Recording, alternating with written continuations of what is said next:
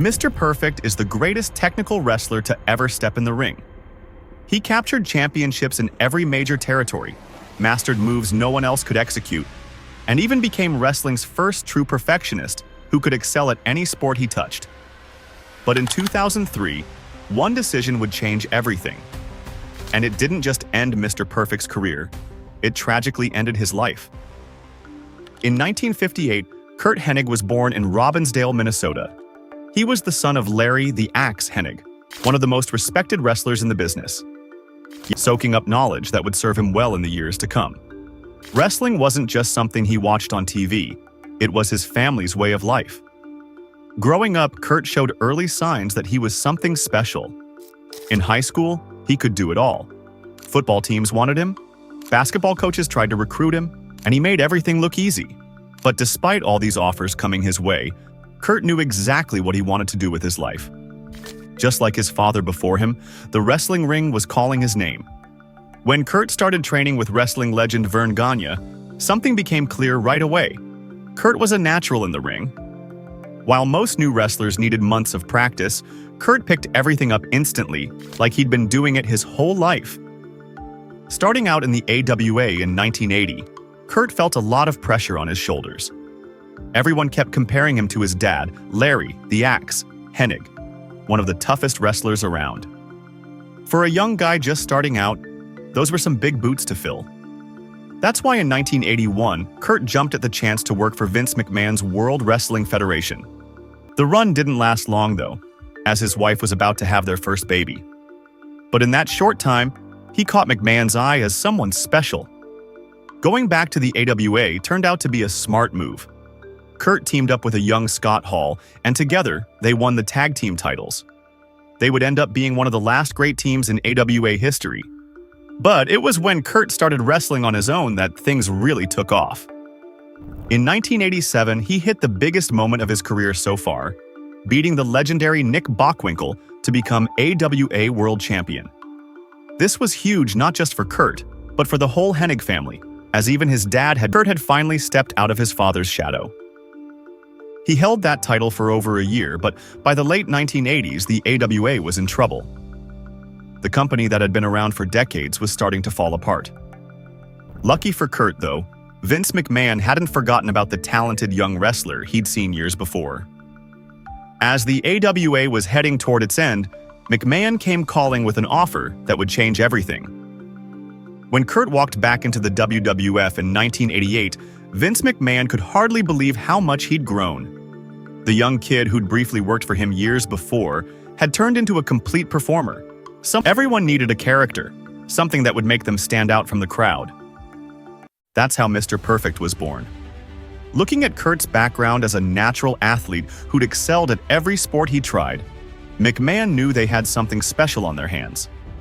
Yes, they filmed those now famous TV spots showing Mr. Perfect doing amazing things in different sports, sinking impossible basketball shots, throwing perfect spirals in football, and even bowling perfect games. While some of these needed a few takes to get right, Curt's natural ability meant he could actually do most of these feats himself. Even when he wasn't the one doing the talking, Curt found ways to steal the show. While Flair was cutting one of his famous promos, fans couldn't help but watch Perfect in the background, making faces and reactions that made everything even better. During their time working together, Curt and Rick became close friends, which wasn't surprising given Curt's personality. Behind the scenes, Curt was known as one of the most well-liked guys in the locker room. He was always ready with a joke or a prank to lighten the mood, the kind of person who could make everyone laugh even on their worst days. But while he kept everyone else smiling, Curt was fighting his own battles. His back wasn't getting any better, and he'd started relying more and more on painkillers just to get through the day. Yes, even though he wasn't taking bumps in the ring anymore, the pain from his injuries just wouldn't go away. The 1992 Survivor Series was set to feature a huge tag team match, The Ultimate Warrior and Randy Savage against Ric Flair and Razor Ramon. But when Warrior suddenly quit the company right before the show, Vince McMahon found himself in a tight spot. After running through his options, each time ever he'd be playing a good guy. But just like everything else in his career, Curt made it look easy. Fans who'd spent years hating him now found themselves cheering as he sent his old friend Ric Flair packing back to WCW in a loser leaves town match in January '93. After that, he had good feuds with rising stars like Shawn Michaels and Lex Luger. But something was different this time around. The sad truth was that Curt just couldn't move like he used to, and both he and the fans could see it. By 1996, Vince McMahon was trying to get Mr. Perfect back in the ring one more time. The timing seemed odd, though. Curt was about to get a $300,000 payout from his insurance deal, money he planned to use for retirement. Then, out of nowhere, Lloyd's of London refused to pay up. Curt had his suspicions about this, thinking Vince might have pulled some strings to force him back to work. Yes, while no one ever proved if this was true or not, the whole thing left a bad taste in Curt's mouth. Angry about the situation, Curt reached out to Eric Bischoff over at WCW, coming to an abrupt end after what became known as the plane ride from hell. Yes, on a commercial flight back from the UK to the US, several wrestlers got out of hand, but Curt's actions stood out even among the chaos. After having too much to drink, he got into a wrestling match with Brock Lesnar that ended up with both men crashing into the plane's emergency exit, the kind of thing that could have ended in tragedy. When the dust settled from that infamous flight, several wrestlers lost their jobs, and Curt was among them. For the next few months, Curt bounced around the independent wrestling scene. Showing up at CERN in 2002, Curt Hennig's story would come to a tragic end on February 10, 2003. He was supposed to wrestle at the Florida State Fair that day, part of his ongoing effort to climb back to the top of the business he loved. But at 10 p.m. in a moment that would shake the wrestling world, a hotel housekeeper made a devastating discovery: Curt's body in his room.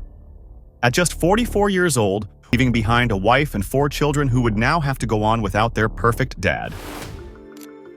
I lost somebody that meant the world to me.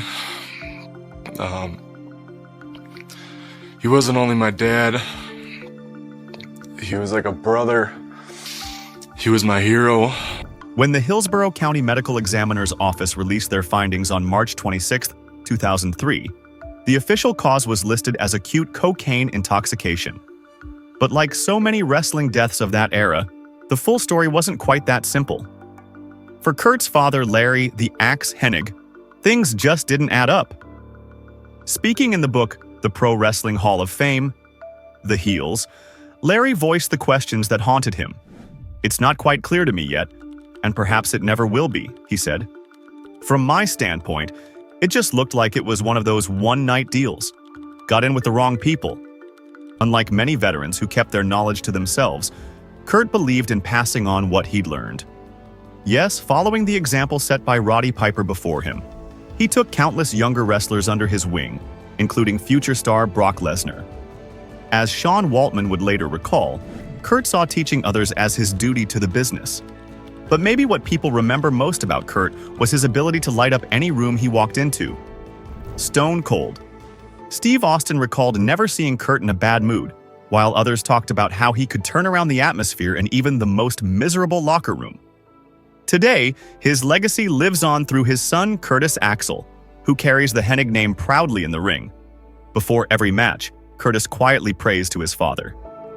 While his story may have ended too soon, his legacy lives on through the countless matches he left behind, the performers he influenced, and the memories he created for fans around the world.